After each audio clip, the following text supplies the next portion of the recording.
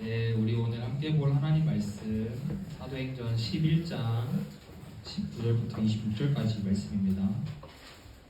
오늘 함께 볼 하나님 말씀 사도행전 11장 19절부터 26절 말씀.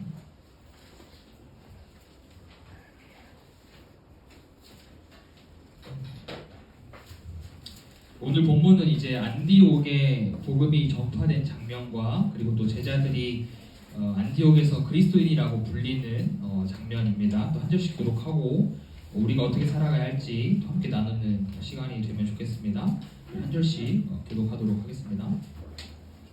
그때 스데반의 일로 일어난 환란으로 말미암아 흩어진 자들이 베니게와 구브로와 안디옥까지 이르러 유대인에게만 말씀을 전하는데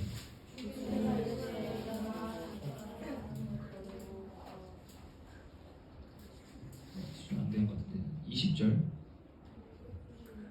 네. 몇 사람이 안디옥이라 헬라인에게로 말하여 주 예수를 전파하니 주의 손이 그들과 함께 하심에 수많은 사람들이 믿고 주께 돌아오더라. 이 사람들의 소문을 듣고 바나바를 안디옥까지 보내니 그가 이르러 하나님의 은혜를 보고 기뻐하여 모든 사람이 굳건한 마음으로 주와 함께 머물러 있으라 권하니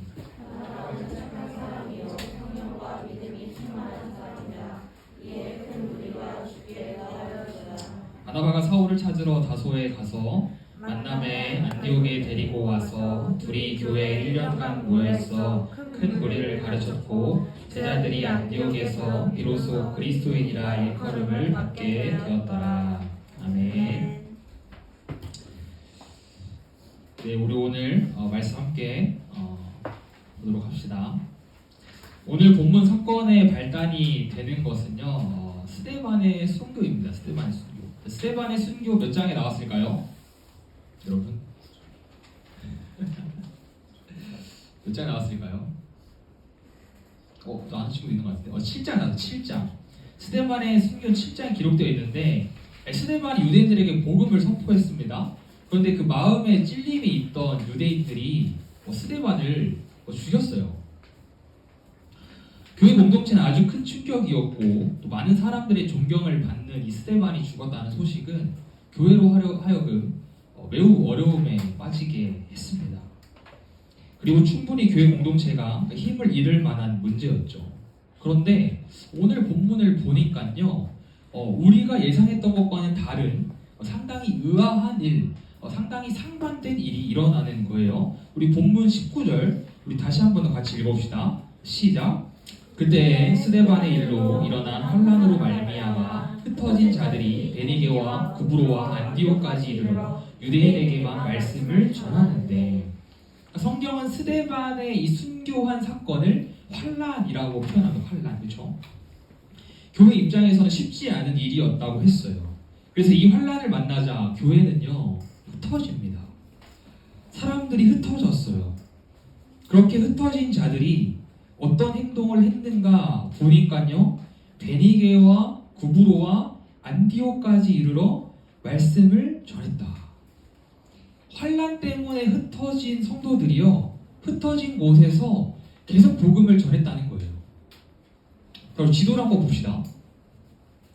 자, 예루살렘에 있던 이 성도들이 스데반의 일, 근데 스데반의 순교한 사건 때문에 이 안디옥, 여기 구브로, 그 다음 여기 베니게가 있거든요. 이렇게 도망간 거예요. 흩어졌다는 거죠. 지도상으로는 가까워 보일지 모르겠지만 이 당시에는 이동수단이 걷는 거죠. 걷는 거. 상당히 먼 거리를 도망가야만 했습니다. 그렇게 흩어진 성도들이 처음에는 누구에게 복음을 전하나요? 20절 보면은 유대인에게만. 여기서 많이 중요하다. 많은 우리나라 말로도 딱 유일하다 의미가 있지만 이 헬라어 원어로 봤을 때도 오직 유일하다라는 뜻이 있어요. 그러니까 이 성도들이 흩어져서요 오직 유대인에게만 복음을 전했다는 거예요. 유일하게 유대인에게만 복음을 전했다는 거예요. 조은사님이 고민을 해봤어요. 왜 유대인에게만 복음을 전했을까? 그 예루살렘을 떠나서 갔던 곳이 이방 땅이었기 때문에 유대인들보다 이방 사람들이 더 많았을 텐데 왜 유대인들에게만 복음을 전했을까? 고민을 좀 해봤습니다. 그러다가 이들이 현재 처한 상황을 생각해 보게 되었어요. 예루살렘 땅을 떠나 이방 땅으로 도망을 갔다 그랬어요. 그렇죠? 자신들도 스데반처럼 죽을까봐 예루살렘에서 멀리 떠나왔습니다. 지금 있는 베니게, 구브로, 안디옥은 이방 나라. 내가 살던 그 나라가 아니라 이방 나라 땅이에요. 이방 땅에서 같은 동족을 만나면 어떨까요? 너무 반갑죠. 일단 말이 통하잖아요. 그래서 먼저는 유대인들에게만 복음을 전하지 않았을까 생각을 해보게 되었어요. 이방인에게 복음을 전하려면 헬라어를 할 수 있어야 했거든요. 예루살렘을 떠난 이방 땅에 이미 유대 공동체가 형성이 되어 있었을 거예요. 그래서 예루살렘을 떠나 이방 땅에 갔던 이 유대인들은 말이 통했던, 그리고 쉽게 마음을 열 수 있었던 이 유대인들에게 가장 먼저 복음을 전했던 것이 아닐까 생각을 하게 되었어요. 사실 이들이 이방인들에게 복음 전하지 않고 유대인들에게만 전했다고 해서 그 모습이 부족하다라고 말할 수 없죠. 복음 때문에 도망갔음에도 불구하고 이들은 오히려 그곳에서 복음을 전했다는 거예요. 숨어 지낼 수 있었지만 죽지 않기 위해서, 튀지 않기 위해서 자기가 그동안 믿던 것을 버릴 수도 있었지만 이들은 오히려 이방 땅에 가서 복음을 전했다는 거예요. 자신들이 처한 상황과 환경에 상관없이 복음을 전했어요. 이것이 바로 초대교회 성도들이 가지고 있던, 초대교회 성도들이 보여줬던 복음의 능력, 복음의 삶의 모습이었습니다. 그리고 유대인들에게 복음을 전했던 성도들에 이어서 또 다른 무리가 등장하는데요. 우리 20절 말씀 우리 같이 한번 읽어봅시다. 시작. 그 중에 구브로와 구레네 몇 사람이 안디옥에 이르러 헬라인에게도 말하여 주 예수를 전파하니. 예루살렘에서 이 핍박당에 도망갔던 자들 중에는 구브로와 구레네 출신도 있었어요. 이게 무슨 의미일까요? 예루살렘에서 예수를 믿고 구원받은 사람들 중에는 순수혈통 유대인만 있었던 게 아니라 유대인이 아닌 이방인들도 있었다는 거예요. 이들의 장점은 무엇이었을까요? 헬라어를 잘했다는 거죠. 헬라어.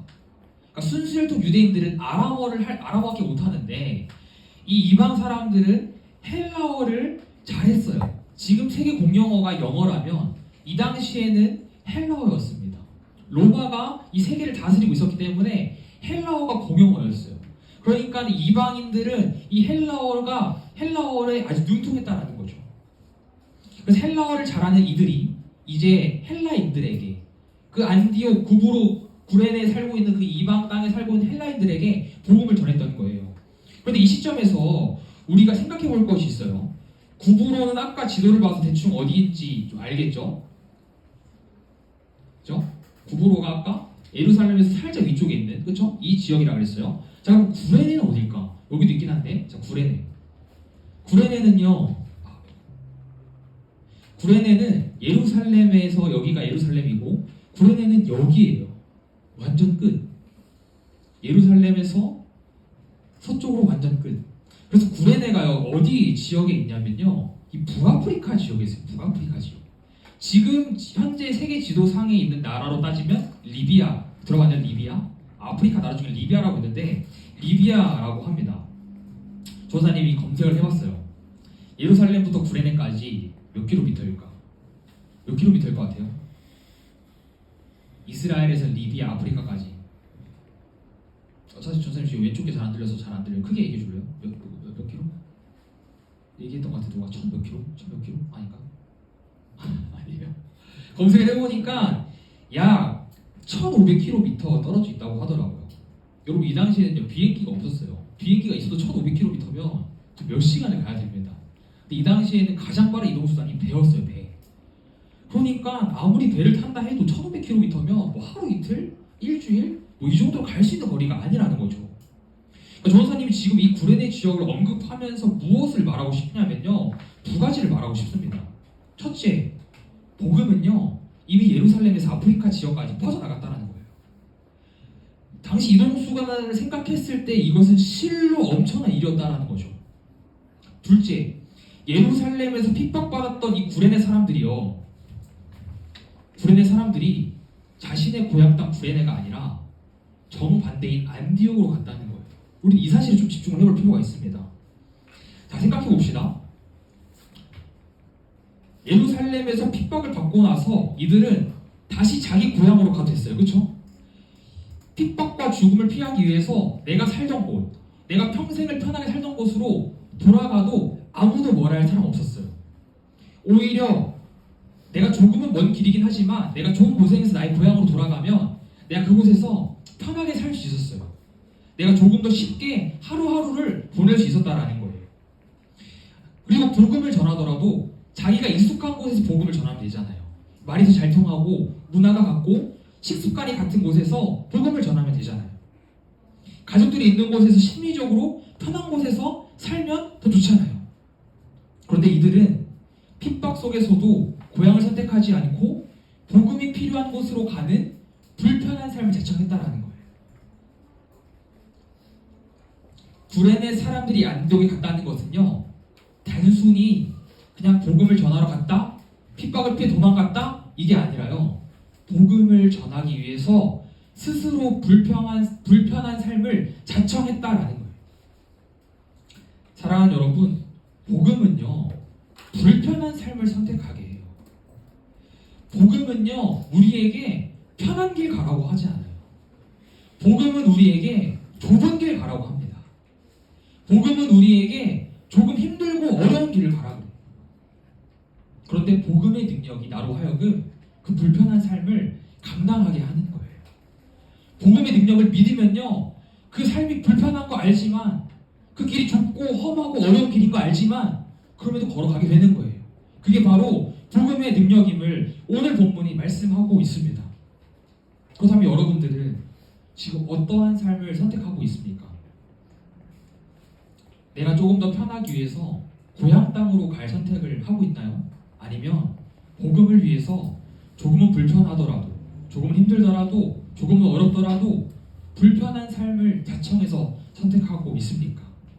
스스로 곰곰이 한번 생각해 보기를 바래요. 다시 말씀으로 돌아와서, 그렇다면 자신들이 처한 상황과 환경에 상관없이 이 복음을 전했던 성도들과 불편한 삶을 자청했던 구레네 사람들을 통해서 어떤 일들이 일어났을까요? 우리 21절 말씀 같이 한번 읽어봅시다. 시작. 주의 손이 그들과 함께 하심에 수많은 사람들이 믿고 주께 돌아오더라. 주의 손이 복음을 전했던 이들과 함께 하셔서 수많은 사람들이 주를 믿고 주께 돌아왔다고 합니다. 우리가 지금 이것을 글로 봐서 그렇지 실로 이것은 상당한 일이에요. 이 헬라 문화에서 복음을 믿는다는 것은요, 자신이 평생을 믿어왔던 신을 바꾸는 일이었어요. 여러분들 그리스 로마 신을 알죠? 거기에 나오는 그 신들이 바로 이 헬라 사람들이 믿던 신이었고, 그 신들을 숭배하기 위해서 만든 게 바로 그리스 로마에 나오는 신전들이죠. 신전들.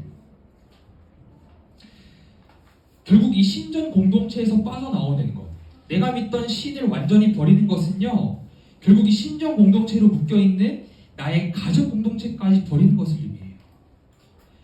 가족 공동체에서 내가 나가겠습니다. 나 더 이상 우리 가족 안에 내가 함께하지 못할 것 같아요. 저는 이제 예수님을 믿으러 가야 할 것 같습니다 라고 했던, 너무나도 엄청났던 이들의 용기의 결단이었다라는 거예요. 그러니까 복음은요, 헬라인들로 하여금 평생토록 이들이 가지고 왔던 가치관을 부수게 했고요, 심지어는 우상 숭배를 하고 있는 가족까지 등을 돌리게 만드는 그 능력이 바로 이 복음의 능력이었다라는 거예요. 더 이상 신전에서 사람이 만든 이 신화에 나오는 신을 믿는 것이 아무 의미 없음을 깨달았죠. 가족에게 버림받을 것까지 각오하며 자신의 종교를 버리고 유일한 구원의 길이신 그리스도를 믿었어요. 사랑하는 여러분, 이것이 복음의 능력인 줄 믿습니다. 평생 가지고 살아온 가치관을 깰 수 있는 유일한 능력이에요. 그 어떠한 것도요, 우리가 가지고 있는 가치관, 우리가 스스로 가지고 있는 이 선입견들 깰 수 없습니다. 오직 복음만이 깰 수 있음을 여러분들 믿으시길 바랍니다. 그리고 이 이방 땅에서 일어나는 회심의 역사가 소문이 나요. 우리 22절 말씀을 보세요. 예루살렘 교회가 이 사람들의 소문을 듣고 바나바를 안디옥까지 보내니, 복음을 전했던 자들이 떠나온 이 예루살렘 교회가 이들의 소식을 듣고 바나바를 보냅니다. 그 바나바를 왜 보낼까요? 우리 23절 말씀 같이 한번 읽어봅시다. 시작. 그가 이르러 하나님의 은혜를 보고 기뻐하여 모든 사람에게 굳건한 마음으로 주와 함께 머물러 있으라 권하니. 복음을 전하고 있는 그 주의 성도들, 복음을 듣는 많은 주의 성도들이 굳건한 마음을 가지게 하기 위해서 바나바를 파송했다고 해요. 결국에는요, 이 안디옥에 있는 교회 공동체가 잘 세워지도록 하기 위해서 바나바를 파송했다라는 거죠. 여기서 굳건한 마음은 이 회심한 지 얼마 안 돼서 작은 시험에도 흔들릴 그 안디옥 교회 공동체 사람들을 위함, 그들이 가져야 할 마음을 말합니다. 시험에 흔들리지 않고 계속해서 믿음이 잘 성장하도록 하는 것이 바로 굳건한 마음이라는 거예요. 이를 위해서 예루살렘 교회는 바나바가 그 역할의 적임자다라고 생각을 했던 것이죠. 그렇다면 왜 바나바가 적임자였을까요? 우리 24절 말씀도 같이 한번 읽어봅시다. 24절 말씀 시작. 바나바는 착한 사람이요 성령과 믿음이 충만한 사람이라 이에 큰 무리가 죽게 더하여 지더라. 이 바나바에 대해 가장 먼저 소개하는 단어가 한번 클릭해 주세요. 착하다예요. 착하다. 전사님이 또 검색을 해봤습니다. 자, 성경에서 누가 또 착하다고 기록이 됐을까? 바나바 외에 또 기록된 사람이 있을까요? 없었을까요? 없어요. 있었을 것 같아요? 없었을 것 같아요? 있을 것 같아요. 찾아보니까요, 단 한 명도 없었어요. 그러니까 원어인 헬러어로 봐도 어떤 특정한 인물에 대해서 착하다라고 기록한 것이 없고, 뭐 착한 일, 뭐 착한 행동, 선한 일, 이렇게 어떠한 행위에 대해서 착하다라고 이야기를 했더라고요. 사실 사도행전 큐티를 여러분들 잘 하고 있다면 이 바나바가 왜 착했다고 하는지 알 수 있어요. 사울이 회심하고 나서 예루살렘을 왔을 때 예루살렘 교회 성도들이 의심을 하죠. 아, 사울이 지금 거짓으로 회심한 거다. 지금 거짓으로 회심해서 우리를 잡아가려고 하는 거다라고 예루살렘 교회 성도들이 사울을 의심합니다. 그때 바나바가 나타나서 이 사울을 변호해줘요. 사울이 어떻게 주님을 만났고 그리고 그가 주님을 만나서 어떻게 변화되었는지 그리고 어떻게 복음을 증거했는지를 바나바가 그 교회 공동체에게 다 이야기를 해줍니다. 그래서 사울이 교회 공동체에 들어올 수 있게 했던 사람이 바로 이 바나바였다라는 거예요. 근데 바나바는 단순히 인성만 좋았던 것이 아니라 영성도 뛰어났어요. 그렇죠? 믿음이 충만했다, 성령이 충만했다. 그러니까 바나바는 인성과 영성을 모두 갖춘 아주 훌륭한 그리스도인이었습니다. 전사님은 여러분들 모두가 이 바나바와 같이 인성과 영성을 두루 갖춘 그리스도인이 되기를 축복합니다. 모든 사람이 인정하고 좋아하는 그런 축복의 사람이 되면 좋겠어요. 다시 말씀으로 돌아와서 그리고 바나바는 이 안디옥에 가서 많은 사람들을 가르치고 세웁니다. 근데 이 사람이 너무 많아지니까 혼자서 감당하기 어려웠던 것 같아요. 그래서 잊혀졌던 사람을 다시 사도행전 역사로 끌고 옵니다. 25절과 26절 상반절까지 우리 같이 한 번만 같이 읽어봅시다. 시작. 바나바가 사울을 찾으러 다소에 가서 만남에 안디옥에 데리고 와서 둘이 교회에 1년간 모여있어 큰 무리를 가르쳤고. 여기까지. 이 바나바가 사울을 찾으러 사울의 고향인 다소로 갑니다. 이 사울은 예루살렘에서 바나바가 도와주어 교회 공동체에 들어간 이후에 잠시 잠깐 자기의 고향인 다소에 머물렀어요. 다소는 우리 아까 지도에서 어디냐면 여기 안디옥보다 더 북쪽이에요. 그러니까 바나바가 사울을 찾으러 다소까지 갔던 것이죠. 그래서 이 사도행전 10장부터 오늘 본문 전까지 사울이 등장하지 않아요. 고향인 다소에 머무를 동안 등장하지 않습니다. 그런데 이 바나바가 그 사울을 다시 찾습니다. 그리고 이 안디옥에 데리고 와서 함께 가르치는 사역을 하는데 26절 상반절을 보니까 1년 동안 같이 살게 돼요. 1년 동안. 결국 이 교회가 어떤 교회가 돼요? 안디옥 교회가 됩니다. 안디옥 교회. 이 안디옥 교회는 아주 값진 정체성을 가지고 있었는데 저희 마지막 26절 하반절이에요. 우리 같이 한번 아까 읽었던 부분 뒷부분부터 같이 한번 읽어봅시다. 시작. 제자들이 안디옥에서 비로소 그리스도인이라 일컬음을 받게 되었더라. 제자들이. 여기에서 제자들은 교회 공동체를 뜻하죠. 그러니까 제자들이 안디옥에서 뭐라고 불려졌대요? 대답 한 번만 해주세요, 여러분. 뭘로 불려졌대요? 그리스도인. 그리스도인 거죠. 그리스도인. 성경에서 그리스도인이라고 불렸다고 직접적으로 언급된 본문은 여기가 유일해요. 여기밖에 없어요. 어떠한 교회도 세상이 그 교회를 향해 그리스도인이라 불렀다라고 기록한 성경 본문이 없어요. 안디옥 교회가 유일하다라는 거예요. 그래서 안디옥 교회의 값진 정체성은 바로 세상이 인정한 그리스도인이었어요. 그렇다면 이것이 왜 값진 정체성일까? 안디옥이라는 도시는요, 당시 이탈리아 로마죠. 로마에서 세 번째로 큰 도시였어요. 첫 번째는 당연히 수도 로마였고, 두 번째는 알렉산드리아, 세 번째가 바로 이 안디옥이었습니다. 이 안디옥이라는 도시는요, 퇴폐 문화, 즉 유흥 문화가 상당히 발달한 도시였어요. 아무래도 문화의 중심지였고 다양한 인종의 사람들이 교류하는 곳이었기 때문에 온갖 혼합 문화와 온갖 혼합 종교가 공존했던 곳이었습니다. 이 당시 안디옥의 전체 인구가 50만 명이었는데 그 중에 7분의 1, 그 중에 약 7분의 1인 약 7만 명 정도가 유대인이었다고 해요. 그러니까 애초에 유대인이 많은 도시도 아닌데 그 중에서 그리스도인을 꼽자면 7만 명보다 당연히 더 적은 숫자였겠죠. 그런데 전체 인구의 10분의 1도 안 되는 그 그리스도인들이 유흥에 쩔어 있는 그들에게 야, 너희 진짜 예수 믿는 사람들이구나 라고 인정받았다라는 거예요. 이것은요, 그냥 안디옥 교회 사람들이 그리스도인이라고 일컬음을 받았구나, 불렸구나 이렇게 넘길 문제가 아닙니다. 충격받아야 하는 일이에요. 여러분들 학교에서 혹시 유독 교회에 대해 비판적이고, 그렇죠? 하나님에 대해서 가볍게 말하면서 무시하는 친구들 있죠? 있을 줄 알아요. 몇몇 친구들이 전사님한테 이야기해줄 때 전사님 들은 적이 있습니다. 근데 그 친구들이 여러분들한테 야, 너 진짜 예수님 제대로 믿는구나. 너 정도는 믿어야 교회 다닌다고 할 수 있지. 나도 이제 교회 그만하고 너가 믿는 그 하나님, 너가 믿는 그 예수님 나도 한번 믿어보고 싶어 라고 말하는 것과 동일하다라는 거예요. 안디옥 교회 공동체는 삶으로 복음을 증거했어요. 복음의 능력이 무엇인지 보여줬어요. 어떤 삶의 모습이었는지 구체적으로 나오진 않지만 믿지 않는 자들에게 그리스도인이라고 불린 것을 통해 충분히 알 수 있는 대목이죠.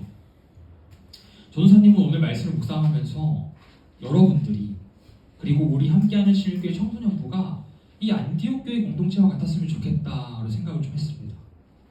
여러분들이 세상 가운데서 그리스도인이라고 불리고 그리스도인이라 인정받았으면 좋겠어요. 너희도 다른 친구들과 다를 바 없네.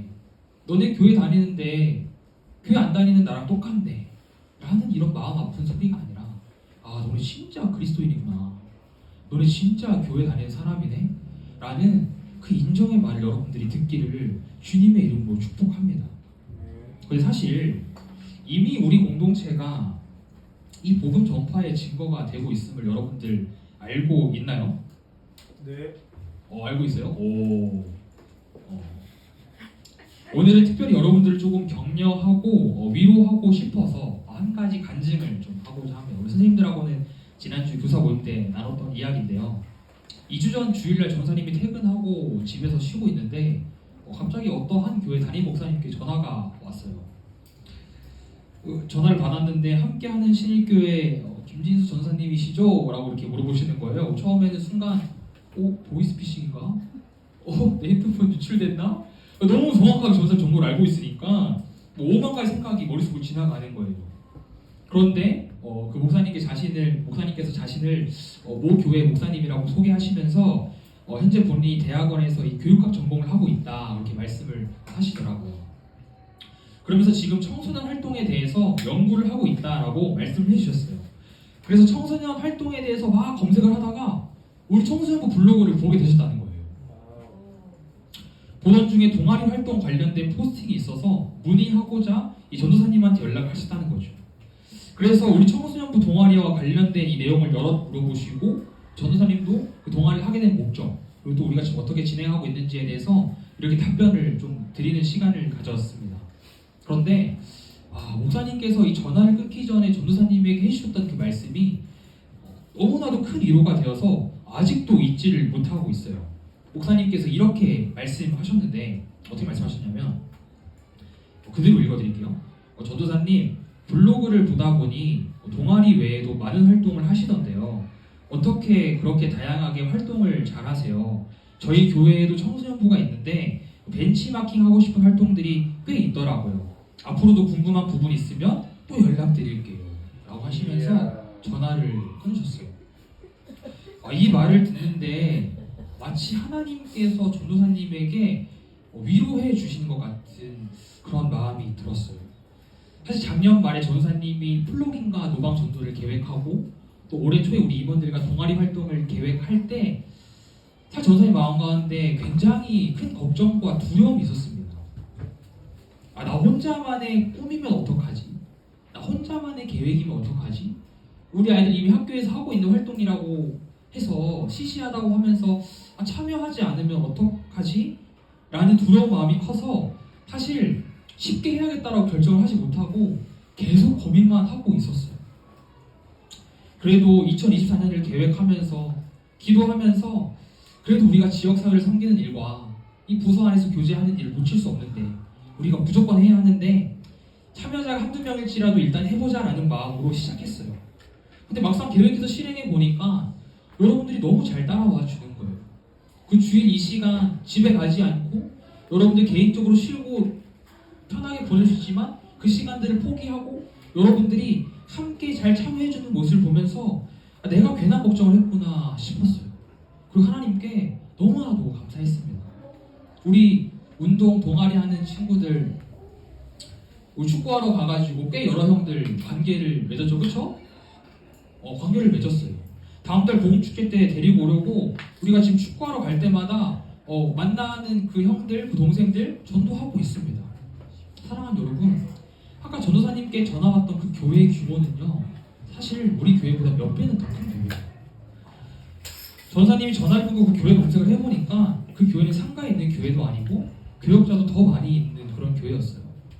전도사님이 그 규모를 따지자 비교하자 얘기를 하는 게 아니라 뭘 얘기하고 싶냐면 하나님이 사용하시고자 하면 얼마든지 우리 청소년부도 복음 전파의 증거가 될 수 있다는 거예요.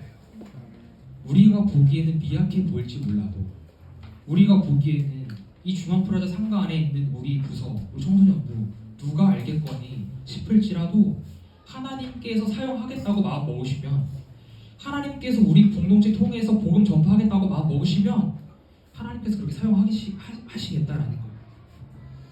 얼굴도 모르고 지역도 멀리 떨어져 있는 그 교회 목사님께서 전도사님에게 이러한 이야기를 할 거라고 누가 상상이나 했을까요?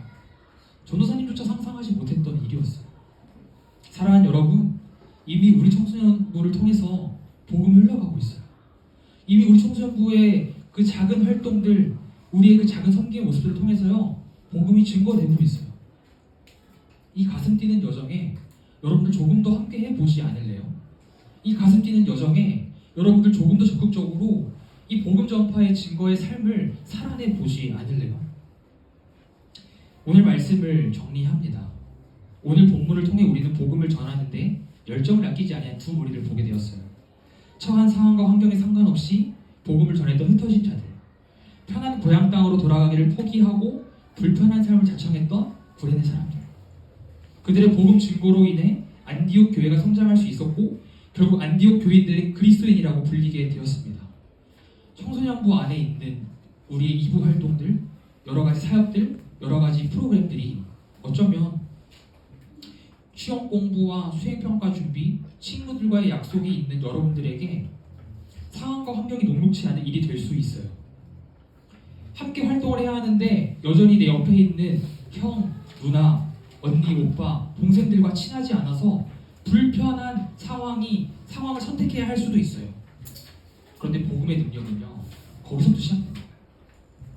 복음의 능력은 내가 처한 상황과 환경에 상관없이 내가 불편한 삶을 선택할 때 그때 시작되는 거야.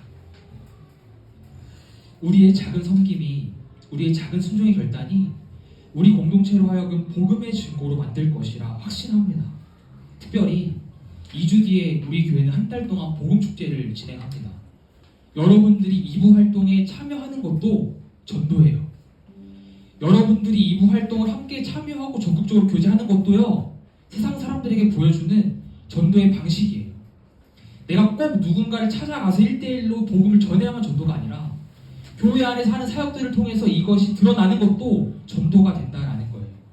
사랑하는 여러분, 특별히 오늘 우리 또 동아리 활동 모임이 예정되어 있습니다. 전사님이 말씀을 준비하면서 이 타이밍이 너무 감사하더라고요. 사실 이 동아리 활동 조금 루즈해졌죠. 이제 이거 해야 돼? 이거 좀 그만하고 싶은데? 라는 마음이 여러분들 가운데 아마 조금씩 있었을 것 같아요. 하나님께서 여러분들 우리 공동체가 하는 활동들 다 보고 계세요. 그리고 위로하세요. 내가 다 보고 있다. 내가 너희가 하는 활동들 사용하려고 준비하고 있다. 계획하고 있다. 말씀하시는 거예요. 그래서 여러분들 오늘 동아리 활동뿐 아니라 앞으로 우리가 계속 하게 될 노방전도, 풀로기, 또 함께 참여하게 될 수련회까지 여러분들 우리 부서가 제공하는 그 사역의 프로그램들에 적극적으로 참여하며 복음 전파의 증거가 되어주기를 간절히 소망합니다. 우리 하모니 청소년부가 복음의 증거자가 되어서 하나님께서 우리 공동체를 향해 계획하신 것들을 마음껏 일하실 수 있도록 쓰임받는 우리 하모니 청소년 공동체가 되기를 주님의 이름으로 축복합니다. 아멘. 우리 자 같이 한번 주 안에 우린 하나, 우리 결단 찬양 고백하면서 또 나아가면 좋겠습니다.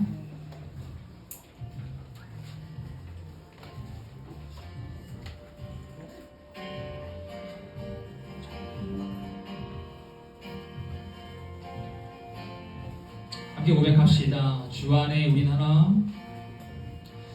주 안에 우린 하나. 모습은 달라도 예수님 한 분만 바라네. 사랑과 선행으로 서로를 격려해 따스함으로 보듬어나니 주님 우리 안에 함께 하시니 형제자매의 기쁨과 슬픔 느끼네. 내 안에 있는 주님 모습 보네. 그분 기뻐하시네.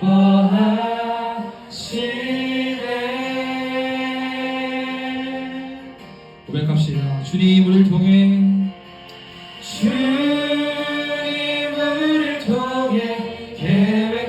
계획하시니 부족한 입술로 찬양하게 하시니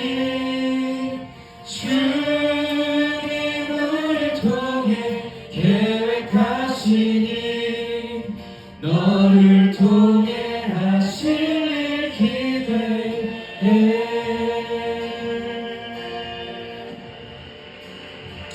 사랑하는 여러분, 주님께서 우리를 향해 계획하신 일들이 있으세요. 우리 들은 말씀 기억하면서 같이 한번 고백합시다.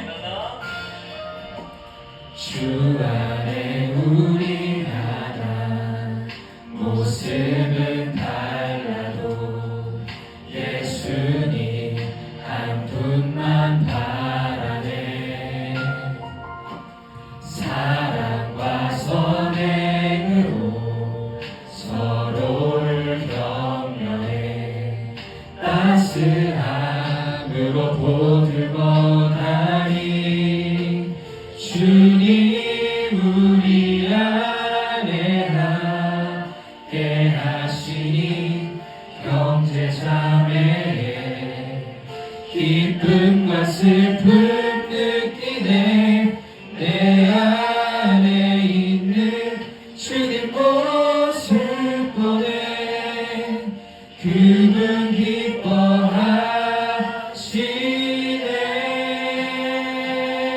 이 시간 우리 두 손을 같이 들고 고백합시다. 주님을 통해 계획하시니 부족한 입술로 찬양하게 하시니 주님을 통해 계획하시니 너를 통해 하실 일 기대해.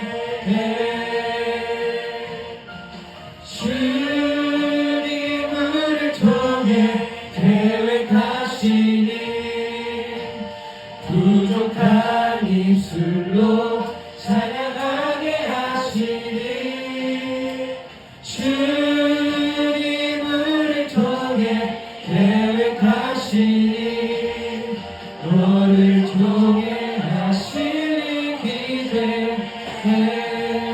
우리 같이 한번 기도하기 원합니다. 사랑하는 여러분,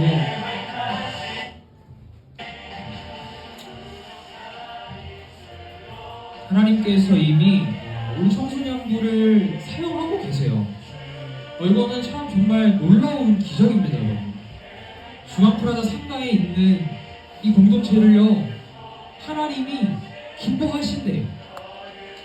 하나님께서 하나님의 복음을 전파하는 증거자로 사용하시겠대요. 사랑하는 여러분, 이 위대한 여정에 함께 해주시기를 바랍니다. 하나님께서 계획하신 크고 놀라운 이 구원 사역의 여정 가운데 여러분들 함께 해주세요. 복음 전파의 방법은 꼭 1대1 전도만 해야 하는 것이 방법이 아니에요. 우리가 제공하는, 우리가 함께 준비하고 계획하는 이 부서의 사역 가운데 함께하는 것도 여러분 전도예요, 전도. 우리의 활동을 통해서 믿지 않는 자들이 우리의 블로그, 우리의 유튜브, 우리의 인스타 정말 많이 보고 있습니다. 그들로 하여금 우리가요 복음 전하는 거예요. 우리가 함께 활동하고 교제하는 것이요 복음 전파하는 거예요. 사랑하는 여러분, 우리 함께 교제하고 복음 전파하는데 동참하고 앞장섭시다. 그래서 하나님, 우리 청소년 공동체가 하나님의 복음 전파의 증거자로 삼아주셨는데, 하나님 아버지, 내가 그 공동체원으로서 하나님 아버지, 내가 그 안에 속해서 하나님 아버지, 내가 복음 전파하는 그 사명을 잘 감당하기를 원합니다. 그래서 하나님이 사용하신 청소년 공동체를 통하여서 나 역시 복음이 전파됨을 경험하며 복음 전파의 열매를 경험하는 그런 나의 삶이 될 수 있게 해달라고 우리 다 같이 한번 주님의 이름 간절히 부르고 우리 기도합시다. 주여, 하나님 아버지 감사합니다. 하나님 아버지, 우리 복음 전체를 하나님께 사용하여 주시고, 하나님 아버지 주님께서 하나님 아버지 우리 공동체를 복음 전파의 증거자로 세워주시니 감사합니다. 우리가 무엇이건데 하나님 아버지 하나님 우리를 사용하셔서 우리를 세워주셔서 우리가 복음 전파의 증거자로 세워주십니까? 하나님 아버지, 우리가 하나님 아버지 복음을 전하기 위한 법률하는 저와 경험을 하는 게 없이 하나님 우리가 복음을 전하며 불편한 삶을 자청하는 우리가 되기 소망합니다.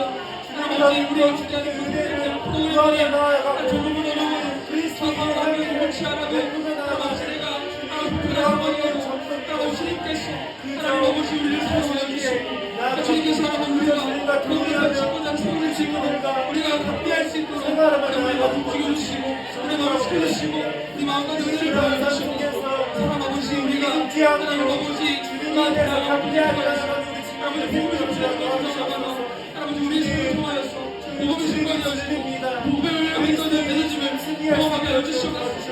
아버지, 이렇게 우리 공동체가 아버지 이런 복음을 전파하시는 우리의 기도에 쓰임받으며 그저 살아갈 수 있도록 축복하여 주시옵소서. 내가 그걸 성공하여 주시고 아버지 우리를 도와주시옵소서. 끝까지 하나님 아버지 우리 삶과 주님께서 만나주시고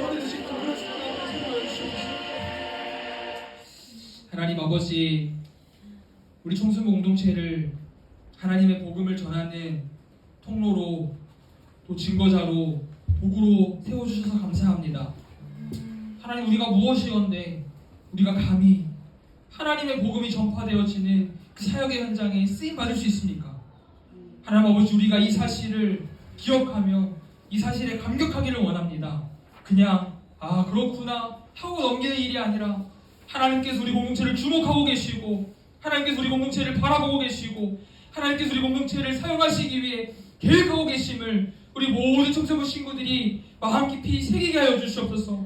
그래서 하나님, 우리가 처한 상황 환경에 상관없이 하나님 복음 전하기 위해서 애쓰고 우리가 불편한 상황을 자청해서 선택하며 복음 전파하는데 우리도 함께 동역할 수 있도록 그렇게 우리 친구들의 마음 만져주시고 우리 친구들의 마음 가운데 일하여 주시옵소서.